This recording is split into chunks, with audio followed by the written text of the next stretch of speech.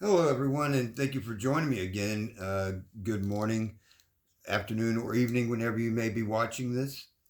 Uh, this is the second time I've had to make this video. I got popped for a copyright violation. Originally, I had the song God Am by Alice in Chains playing, which is a great band, by the way. We had a chance to see them a couple years back in St. Louis. In fact, we had a chance to bring our dog Gretchen with us.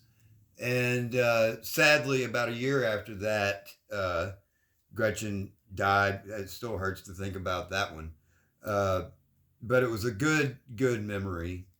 And in fact, we had a chance to go to Seattle uh, a while back, and I have a picture of myself with one of Jerry Cantrell's guitars that was at the Museum of Popular Culture there in Seattle. So, pretty cool.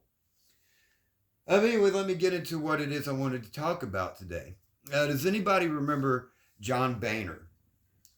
John Boehner was Speaker of the House, which is the job MAGA Mike Johnson now has. He held that job from 2011 to 2015. He invited the Pope to address Congress, which was the first and so far only time that's ever happened. I guess he had an attack of conscience after that. I think that's what I gathered, and he resigned almost immediately afterward.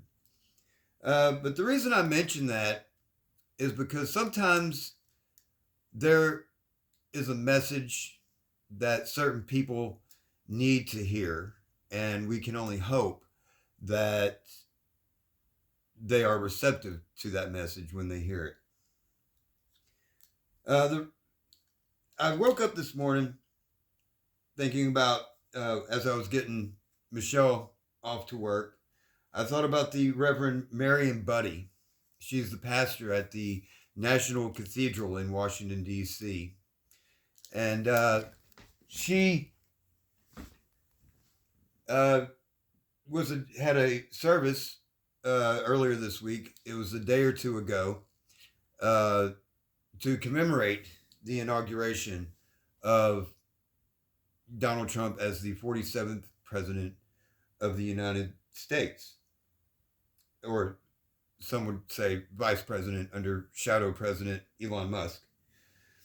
She said this to him: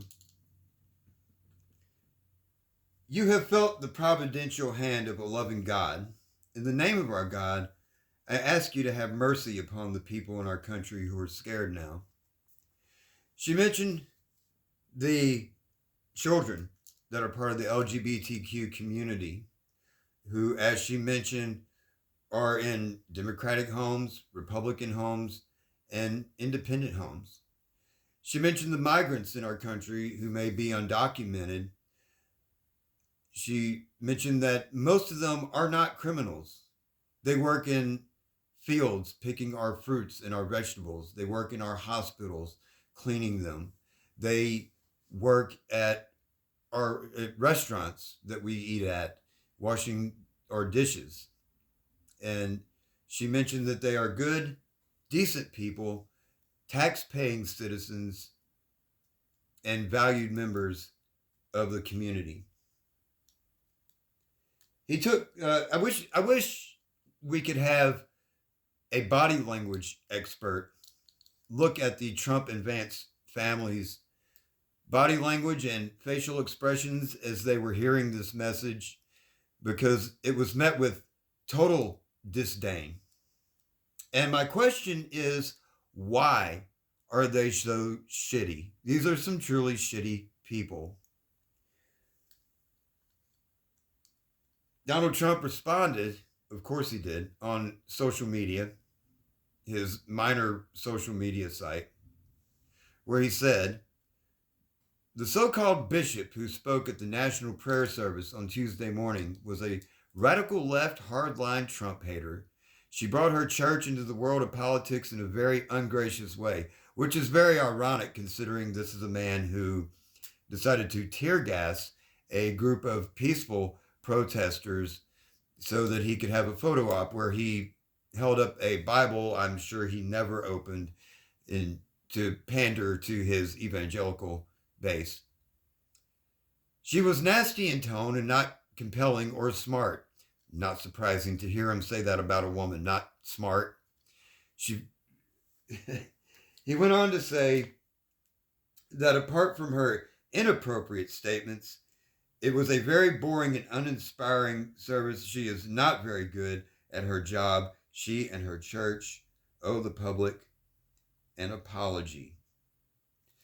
It was funny to watch his face while this message was being delivered, and it dawned on me. I remembered this past summer the failed assassination attempt on his life, where he said God had his hand on him and God saved his life and uh, deflected the bullets. And later on at the Republican National Convention, he talked about how God saved him so that he could save America.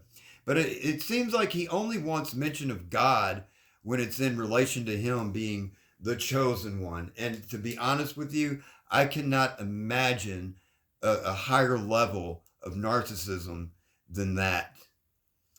Uh, it's funny that the evangelical base would support him the way that they do. We're talking about a man who cheated on his first wife with his second wife, cheated on his second wife with his third wife, and that's just affairs that we know of.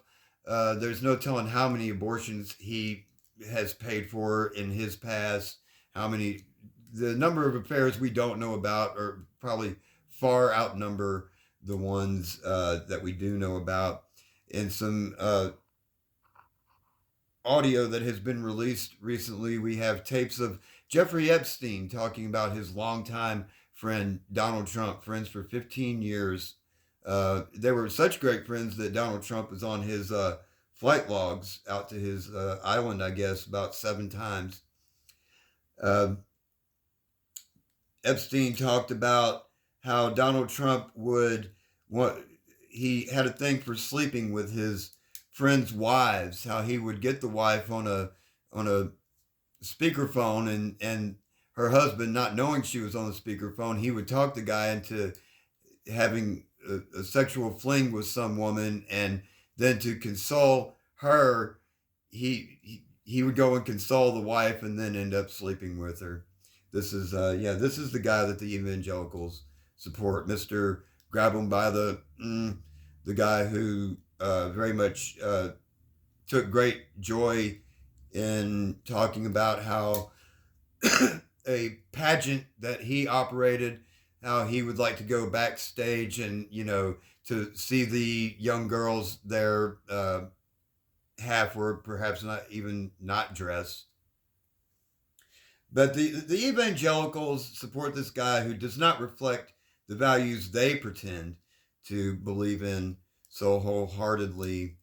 And it tells you a lot about them. It tells you a lot. It's not about those values. It's about expanding their own power and their breadth of control over how we all live our own lives. They want to be able to control school curriculums, and while they accuse other people of indoctrinating children, they want to control women's bodies. They want to control everyone's sexuality, uh, so that it's also they can live in a world that they are more comfortable with. And it seems highly hypocritical to me. And while they celebrate this adjudicated rapist, they are gleefully looking at the cruelty that he is getting ready to unleash on these undocumented migrants in our country, and take great joy in that thought. I ran across a video earlier this morning, thanks to an executive order. An app was taken down where people could make appointments to see judges, people who were applying for asylum. I saw a video of a woman just in tears because she no longer had access to this, and her appointment was canceled, and now she's stuck where she is. And it's really wonderful. And I had these technical issues today, and while I was getting ready to refilm this, I ran across a story uh, where Pope Francis has criticized the plans for Donald Trump uh, to do his mass deportations. I think he called them disgraceful or something like that. But MAGA now accuses Pope Francis of hypocrisy and are challenging him to personally handle immigration issues. In fact, some of them are suggesting that we deport these migrants to the Vatican, which is very similar to when Texas Governor Greg Abbott decided to just send busloads of them and to Martha's Vineyard and Chicago. It's all spiteful and mean and ugly, and and the evangelicals support this. The conservative Christian base supports all of this wholeheartedly. So we have this to add to that. So good job, evangelicals. I'm sure Jesus is very happy with you all. I'm just saying. Uh, please like, subscribe, share, and comment. Y'all have a good day.